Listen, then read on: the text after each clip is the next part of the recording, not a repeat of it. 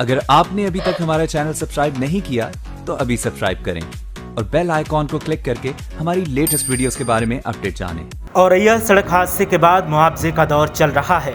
सरकार हो या विपक्ष, हर कोई मुआवजे का ऐलान कर रहा है, लेकिन इस बीच सवाल इस बात का है कि जो मुआवजा अब दिया जा रहा है, अगर उसी मुआवजे की रकम को पहले खर्च कर दिया जाता तो जिन लोगों की जान गई वो लोग हेलीकॉप्टर से घर तक जा सकते थे और उनकी जान भी बच सकती थी।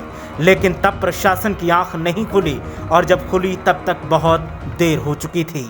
मुआवजे पर अगर नज़र डालें तो लाखों का मुआवजा विपक्ष और सरकार अब दे रही है, लेकिन पहले न विपक्ष ने न भागों की सुध ली और न ही सरकार ने। देखा जाए तो सिर्फ यूपी के ही तमाम नेता करोड़पति हैं, फिर चाहे वो सत्ता में हो या फिर विपक्ष में, और वो इतने सक्षम हैं कि जो लोग सड़कों पर बेमौत मर रहे हैं उनको घर तक पहुंचा सकते हैं। इसमें होने वाले खर्चे को उठाने में उन्हें कोई दिक्कत नहीं होगी और उनको इस नेक काम का सियासी फायदा भी मिलेगा। लेकिन मौत पर सियासत करने वाले नेता लोगों की मदद के लिए तब तक सामने नहीं आते जब तक सामने वाले की मौत ना हो जाए, और यही औरैया मामले में देखने को मिल रहा है। प्रदेश की पूर्व मुखिया मायावती को ही ले लीजिए, जो हजारों करोड़ की मालकिन हैं, लेकिन वो लोगों से मदद करने की अपील तो करती दिखती हैं, लेकिन खुद मदद के नाम पर कुछ करती नहीं दिखाई दे रही, जबकि वो लोगों से वोट की उम्मीद लगाए बैठी हैं और चाहती हैं कि आने वाले 2022 में लोग उन्हें सत्ता पर बैठाएं। अगर मायावती जी लोगों की मदद नहीं कर सकती तो फिर लोगों से वोट की उम्मीद कैसे कर सकती हैं? क्या मायावती के पास अभिनेता सोनू सूद जितनी भी संपत्ति नहीं है जो 10 बसें दिल्ली से यूपी में जाने वाले इन मजदूरों के लिए मुहैया करवा सकें? लेकिन प्रदेश की बहन होने का दावा करने वाली मायावती का दिल किसी गरीब भाई के लिए पसीजता नहीं दिख रहा। बात करें सपा प्रमुख अखिलेश यादव की, तो औरैया हादसे के बाद हर मृतक के परिवार को 1 लाख रुपया देने का अखिलेश यादव ने ऐलान किया, जिसका सीधा मतलब है कि अखिलेश यादव 24 लाख रुपए बांटने वाले हैं। क्या पूर्व सीएम अखिलेश यादव इन 24 लाख रुपयों से बसों का इंतजाम करने में पहले सक्षम नहीं थे?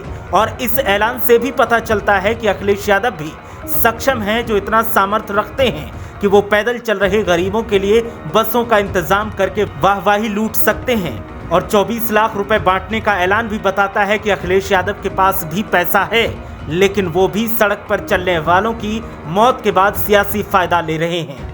अब बात करते हैं प्रदेश के मुखिया योगी आदित्यनाथ की, जो कि एक संत हैं और कहा जाता है कि संत से बेहतर राजा कोई नहीं हो सकता, लेकिन यहाँ पर प्रदेश के राजा साहब भी फेल दिखाई दे रहे हैं। औरैया हादसे के बाद सीएम योगी ने 2 लाख मृतकों को और 50,000 रुपए घायलों को देने की बात कही है। जो गणित भी नहीं जानता होगा वो भी सीधा अंदाजा लगा सकता है कि 2 लाख एक मृतक के परिवार के हिसाब से 24 लोगों को दी जाने वाली राशि 48 लाख रुपए होती है और 50,000 प्रति घायल को दी जाने वाली राशि करीब 10 लाख रुपए होती है। अब अंदाजा लगाइए कि सरकार के पास पैसे की कोई कमी नहीं है। जो सरकार मौत के बाद 58 लाख रुपए खर्च करने का मादा रखती है, वो सरकार जिंदा आदमी को उसके घर तक पहुंचाने के लिए 10 लाख तक खर्च करने की कोशिश नहीं करती दिखाई देती, जो बताता है कि खजाना प्रचार पर, ऐशो आराम पर लौटाने के लिए है, लेकिन मरते मजबूर गरीब को बचाने के लिए नहीं है। साथ ही बात करें देश पर 70 साल तक राज करने वाली पार्टी के युवराज राहुल गांधी और राजकुमारी प्रियंका गांधी की, जो सिर्फ संवेदनाओं के दम पर सियासत मजबूत कर रहे हैं, जबकि ये चाहें तो पूरे प्रदेश के लोगों के लिए सालों साल फ्री में सेवाएं मुहैया करवा सकते हैं। इतना पैसा ये लोग दबा कर बैठे हैं और ये कमाते भी हैं, लेकिन मजाल जो दमड़ी अंटी से निकल जाए, और दावा देश को बचाने का ये लोग करते हैं। जो इंसान को नहीं बचा सकते वो देश को क्या बचाएंगे? सोचिए और फिर आने वाले चुनाव में वोट दीजिए। सत्ताधीश और सत्ता से बेदखल सब मौत की सियासत में माहिर हैं, इसीलिए अब जनता को कड़ा फैसला लेना ही होगा। ब्यूरो रिपोर्ट, मीडिया हलचल।